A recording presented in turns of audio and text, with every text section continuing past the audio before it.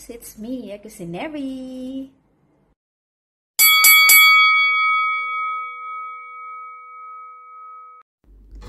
Hi guys! Nagbabalik ang inyong Kusineri. And for today's vlog, ayan, gagawa tayo ng turon. Magbabalot tayo. Samahan niyo ako magbalot ng turon. Ayan. So, first, ayan, yung wrapper, hinihiwa-hiwalay ko siya. Ayan. So, dito, yung nabibiling wrapper dito is yung nakabalot na naka-frozen. Not unlike sa Pilipinas, diba? Yung sa palengke. Diba? Yung may tanda-tanda. Sinasabi, diba? Naka-open lang siya yung mga nabibili nating lumpia wrapper dyan sa palengke sa Pilipinas. Pero dito yung mga, ayan, naka-vacuum pack yung mga lumpia wrapper nila. So, itong wrapper na to parang hindi ganong maganda kasi nung ginagamit ko siya, hindi gaanong dumidikit. So, ayan. Yung mga kailangan pala natin sa paggawa ng turon, ayan. Lumpia wrapper, syempre, saba, ayan. Magamit ako ng egg wash, ayan. Or pinating itlog. Pero yung iba, tubig lang. Pag yung sa Pilipinas, tubig lang, okay lang. Kasi madikit yung, yung ginagawa nilang wrapper doon eh. Pero ito, pag tubig, hindi kaya. Hindi siya dumidikit. Pero may mga wrapper na nabibili naman na ibang brand na okay naman siya. Pero ito, binili ko kasi ito. Kaya itong binili ko kahit na ayoko nga siya. Kasi nga, yung maliliit lang naman yung gagawin ko mga turon. Hindi naman yung malalaki kasi inahati ko sa gitna yung saba. So, wala na kasing ibang brand na yung ganyan yung size. Kasi yung sumunod dyan is malaki na. So, ayoko naman yun. Dahil nga maliit lang din naman yung saging, diba? So, pinagtyagaan ko na rin. So, ayan. Hinihimay-himay ko yung wrapper. Ayan. Para at least dire-diretso na, diba? Sa pagbabalot ng turon natin. So, nag-crave ako kasi ng turon. And, bumili nga ako nitong sa nung nakaraan. Eh, hindi ko siya nagawa nung weekend kasi nga na-busy ako. So, sabi ko, kailangan ko na siyang gawin kasi nga mahihinog na masyado yung saba. Ayan, medyo maniba lang yung binili ko yan eh. Pero ngayon hinog na siya. So, ang ginawa ko, ang gagawin ko dyan, ipipreaser ko na lang siya. 'Di ba? So, ayan, pinaghiwa-hiwa ko na yung mga saging and babaltan na natin yung saba. So, dahan na ako naghihiwa dyan kasi nga umuuga dahil nasa mesa yung patong ako ng cellphone habang ako'y nag-video. So, ayan. So, isa-isahin ko muna yung mga saging wain natin. Ayan, ganyan lang. Yung bite size lang, parang turones lang yung gagawin natin, diba? Pero yung iba kasi, diba, yung may mahabang saba talaga.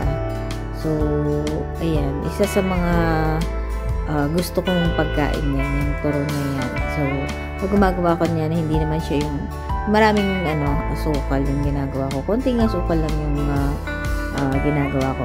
Saka usually pala pag nagtuturon ako, ayan, pag binalot ko siya, nilalagyan ko siya na ng sugar. Kaya nakalimutan ko lagyan ng sugar. Hindi ko na-prepare yung sugar.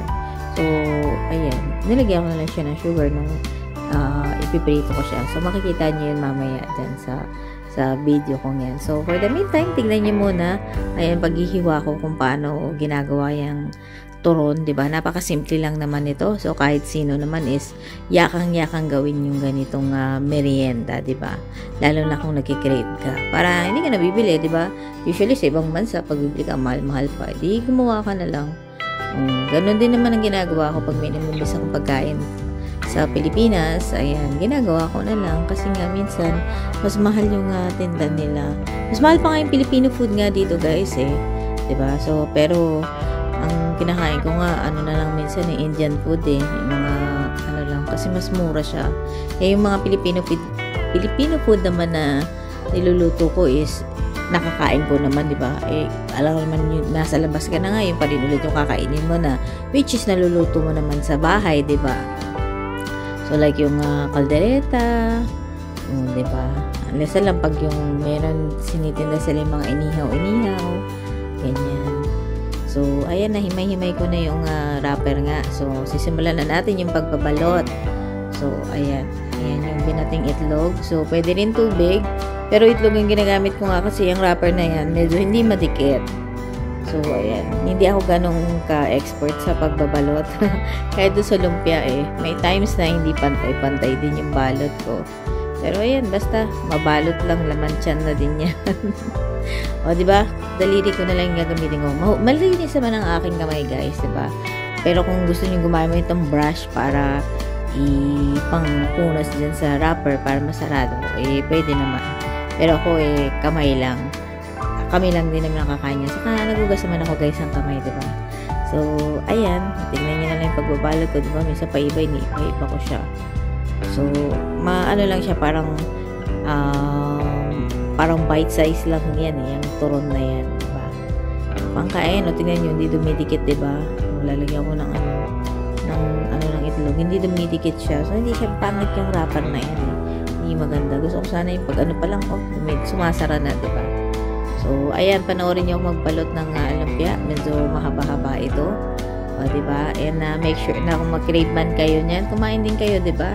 Or magluto na lang kayo, or kung tinatamad kayo, bumili na lang kayo dyan, diba? Marami naman nagtitinda dyan sa tabi-tabi, diba? Ng merienda. Mas malalaki pa nga yung turon nila, diba? So, ayan, panoorin nyo muna si Kusineri magbalot ng turon, okay?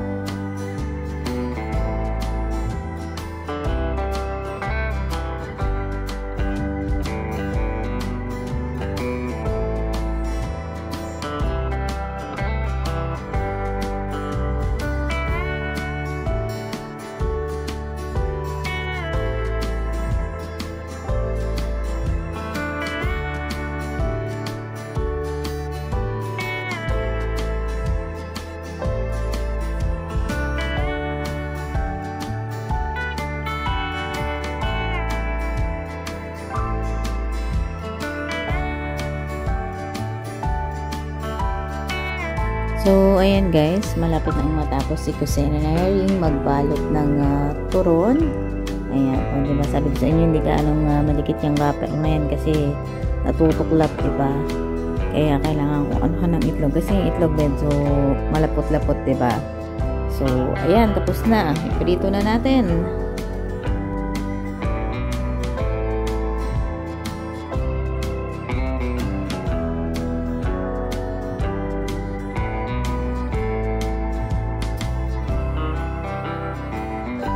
So, ayan, magpainit na tayo ng mantika.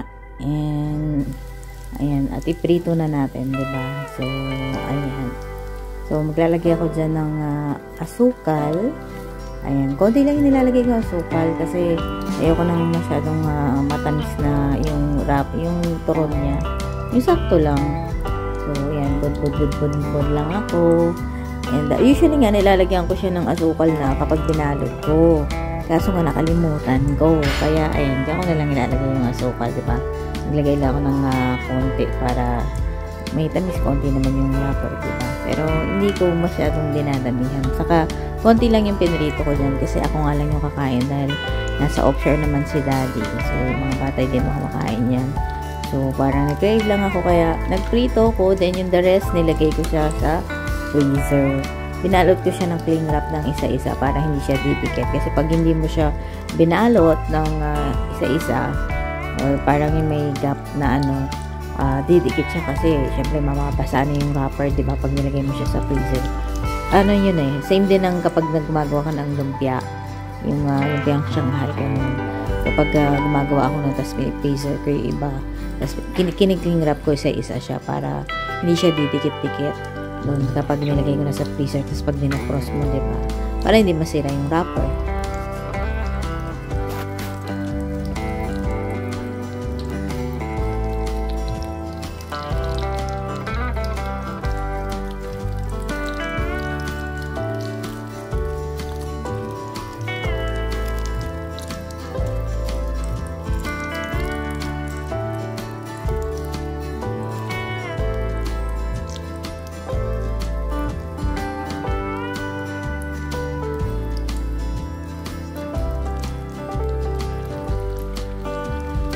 So, pakapitin muna natin yung sugar doon sa balat nung wrapper, diba?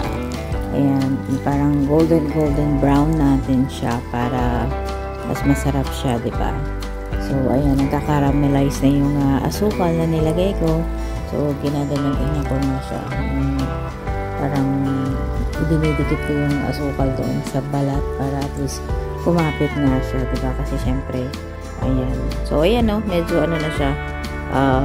Golden brown na siya. So, ayan. So, maya-maya aahunin na natin yan, diba? So, ayan, diba? Hindi maraming asukal yung nilagay ko kasi ayoko din ang masyadong matamis nga yung balat. Yung sakto nga lang. O, diba? Ang sarap. Natatakam na ba kayo? Ayan. Make sure na meron kayong kinakain dyan. Or kung mag-crave kayo nitong turon, gumawa rin kayo. Diba? Napakadali lang naman. Or bumili na lang kayo kung ayaw nyo gumawa, diba? Oh, ayan. Diba? Sarap. Yummy, yummy!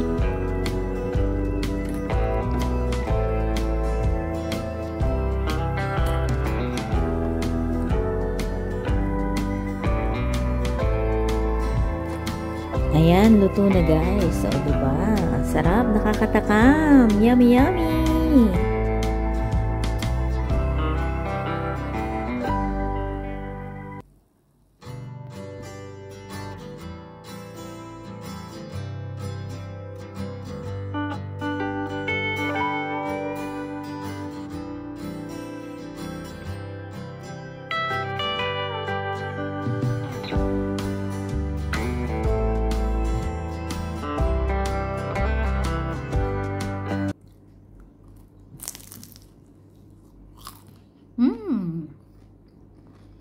Yummy turon. Sarap. Amar. Mahulog. Yummy, yummy.